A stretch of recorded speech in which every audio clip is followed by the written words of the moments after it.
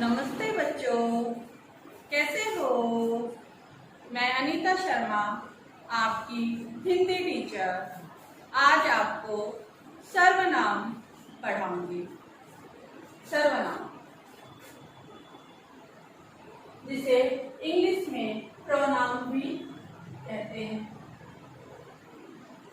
सर्वनाम वे शब्द होते हैं जिन्हें संज्ञा के स्थान पर प्रयोग किया जाता है। संज्ञा के बारे में तो आपने पढ़ा ही है। किसी व्यक्ति, वस्तु, स्थान आदि के नाम को संज्ञा कहते हैं और इनके स्थान पर जो शब्द प्रयोग किए जाते हैं उन्हें सर्वनाम कहते हैं। तो आइए देखते हैं सर्वनाम की परिभाषा।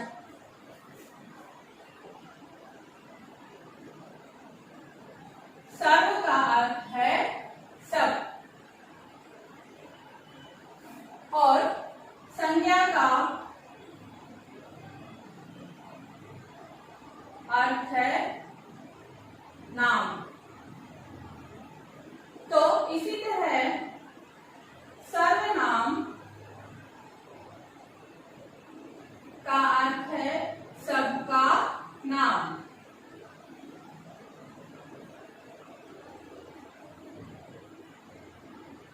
संज्ञा का क्या अर्थ है? नाम। और सर्व सब, तो सर्वनाम है सबका नाम। जो शब्द संज्ञा के स्थान पर प्रयोग किए जाते हैं उन्हें सर्वनाम कहते हैं। तो आइए अब हम एक उदाहरण के जरिए सर्वनाम शब्दों को समझते हैं।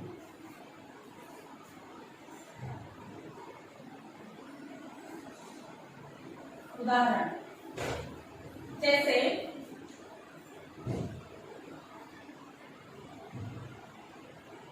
अशोक एक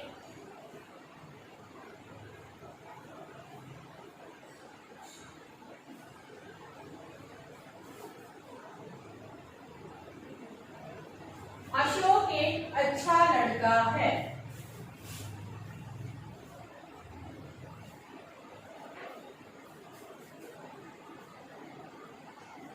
अशोक कक्षा 4 में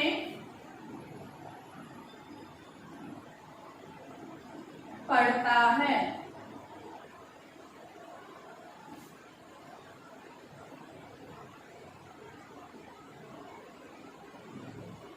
अशोक का भाई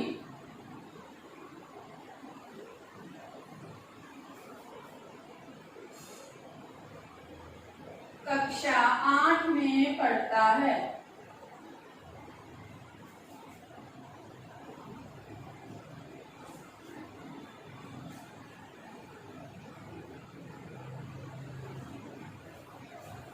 अशोक की माता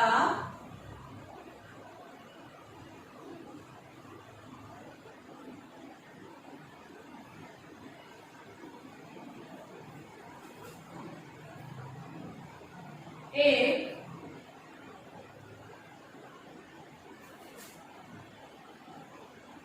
अध्यापिका है। अब इन शब्दों को ध्यान से देखिए। अशोक एक अच्छा लड़का है।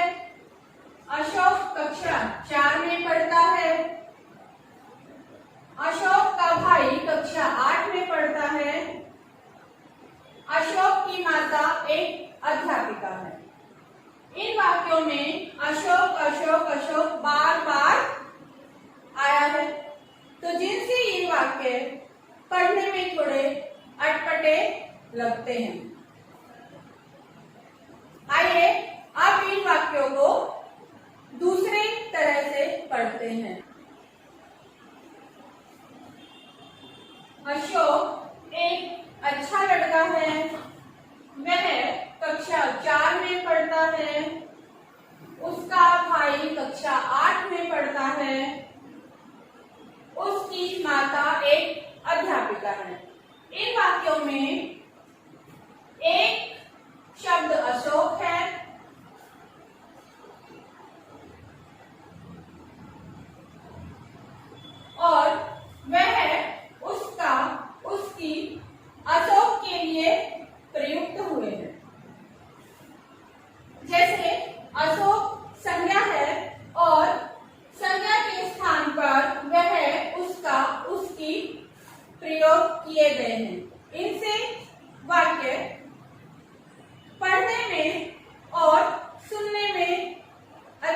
सकते हैं।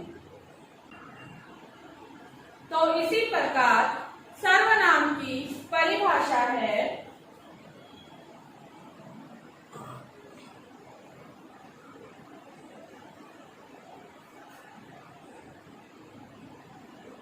संज्ञा के स्थान पर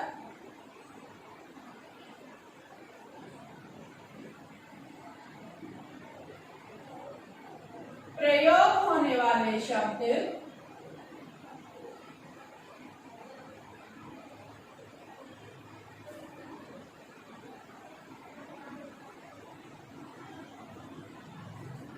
सर्वनाम कहलाते हैं।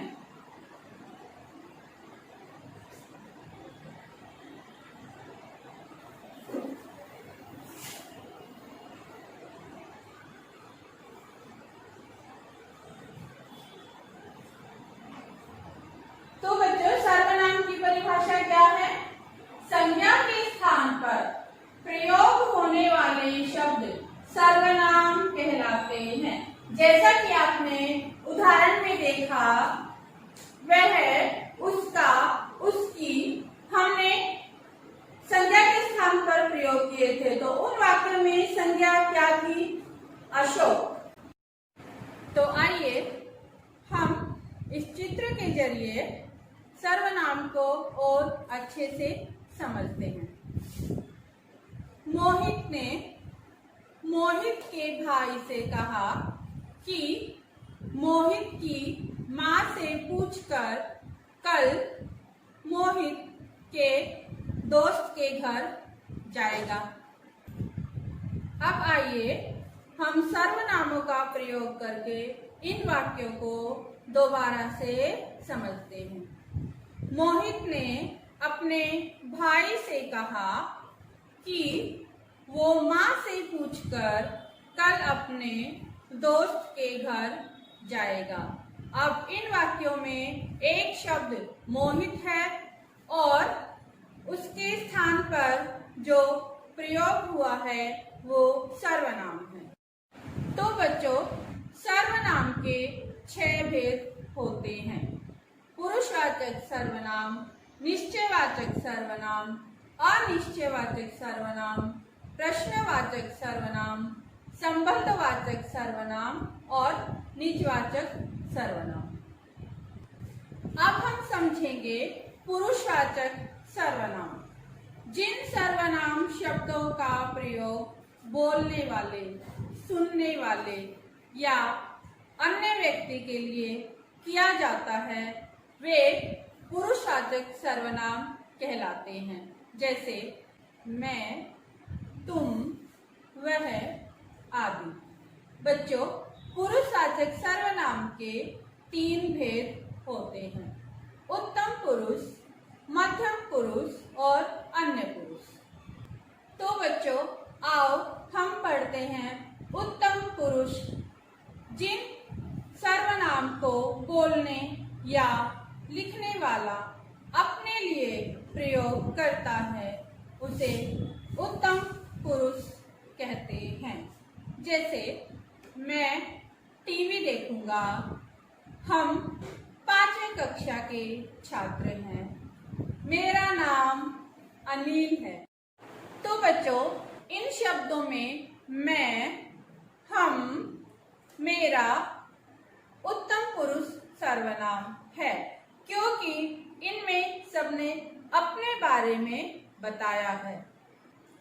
तो आइए अब हम मध्यम पुरुषवाचक सर्वनाम पढ़ते हैं। जिस सर्वनाम को बोलने वाला सुनने वाले के लिए प्रयोग करता है, उसे मध्यम पुरुषवाचक सर्वनाम कहते हैं। जैसे तुम चित्र बनाओ, आप इधर बैठिए। इनमें तुम और आप मध्यम पुरुषवाचक सर्वनाम है। अब हम अन्य पुरुषवाचक सर्वनाम के बारे में पढ़ते हैं। जिस सर्वनाम को कहने या बोलने वाला किसी अन्य पुरुष के लिए प्रयोग करता है, उसे अन्य पुरुषवाचक सर्वनाम कहते हैं। जैसे वो झूठ नहीं बोलता, उसके पास कार है। इन शब्दों में वो और उसके अन्य पुरुषवाचक सर्वनाम है, क्योंकि वो किसी और व्यक्ति के बारे में बोल रहे हैं। तो आइए अब निश्चयवाचक सर्वनाम। जो सर्वनाम किसी व्यक्ति अथवा वस्तु का निश्चित बोध कराते हैं, वे निश्चयवाचक सर्वनाम कहलाते हैं। जैसे यह किसकी टोपी है? वे हमारे दादा दादी हैं। इन वाक्यों में यह और वे निश्चयवाचक सर्वनाम है। अनिश्चयवाचक सर्वनाम। जिन सर्वनाम शब्दों से किसी निश्चित वस्तु अथवा व्यक्ति का बोध न हो, उन्हें अनिश्चयवाचक सर्वनाम कहते हैं। जैसे कोई गाना सुनाओ, कुछ रुपये माँ को दे दो, पार्टी खत्म होते ही सब चले गए। इन वाक्यों में कोई, कुछ और सब अनिश्चयवाचक सर्वनाम हैं। प्रश्नवाचक सर्वनाम। जिन सर्वनाम शब्दों का प्रयोग प्रश्न पूछने के लिए किया जाता है, उन्हें प्रश्नवाचक सर्वनाम कहते हैं। जैसे यह टीवी कौन लाया? तुमने क्या खरीदा? तो इन वाक्यों में कौन और क्या प्रश्नवाचक सर्वनाम हैं। संबंधवाचक सर्वनाम। जो सर्वनाम शब्द वाक्यों में आए संज्ञा या सर्वनाम का संबंध बताते हैं, उन्हें संबंधवाचक सर्वनाम कहते हैं। जैसे जो परिश्रम करेगा वह सफल होगा। बच्चे वही कहानी सुनेंगे जो नई हो। तो इन वाक्यों में जो और वह और वही और नई का आपस में संबंध है। जैसे जो परिश्रम करेगा वही सफल होगा, तो इसमें जो और वह का आपस में संबंध है। बच्चे वही कहानी सुनेंगे जो नई हो, तो इसमें वही और नई का आपस में संबंध है। निश्चयवाचक सर्वनाम। जो सर्वनाम निज यानी स्वयं के लिए प्रयोग किए जाते हैं, वे निजवाचक सर्वनाम कहलाते हैं। मैं यह कार्य स्वयं कर लूंगा, यह खुद ही चला गया। इन वाक्यों में स्वयं और खुद निजवाचक सर्वनाम है, क्योंकि इन वाक्यों में अपने लिए ही ये शब्द प्रयोग किए गए हैं।